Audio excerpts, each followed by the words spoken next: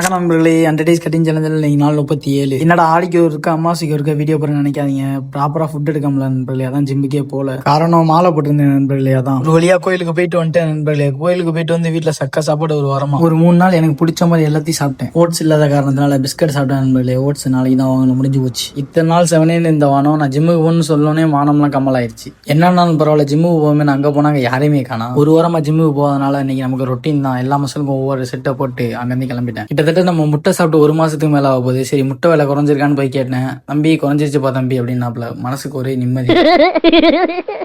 அட்டை கணக்கில் வாங்க முடியாட்டியும் 5 முட்டையை வாங்கி வீட்டுக்கு கிளம்பிட்டேன். வர வழியில குடியரசு தினத்துக்கு போயிட்டு வந்த குட்டி குஞ்சானுங்கலாம் கோளாரா பண்ணிட்டு இருந்தானுங்க. அப்படியே வழியே விடுங்கடா, வீட்டுக்கு போகணும்னு சொன்னா அண்ணா எங்களையும் எடுத்து இன்ஸ்டா யூடியூப்ல போடுங்கன்னு சொல்றானுங்க. சரி அப்புறம்டான்னு சொல்லிட்டு வீட்டுக்கு வந்து முட்டையில தண்ணி ஊத்துனா சரி முட்டை மிஷின்ல தண்ணி ஊத்துனா முட்டை மிஷின் புகஞ்சு போச்சு. சரி எக் ரைஸ் செய்வோமேன்னு எனக்கு தெரிஞ்ச எக் ரைஸ் செஞ்சு சாப்பிட்டு அங்க இருந்து கிளம்பிட்டேன். வேற எங்கேயும் இல்ல, டே நண்பனுக்கு பர்த்டே வாடா கேக் விட்டோம்னு சொல்லி கால் பண்ணி கூப்பிட்டாங்க. அதான் கிளம்பிட்டோம். அங்க போனா நமக்கு முன்னாடி எல்லாமே வந்துட்டானுங்க. இவர் தான் அந்த பர்த்டே பாய்.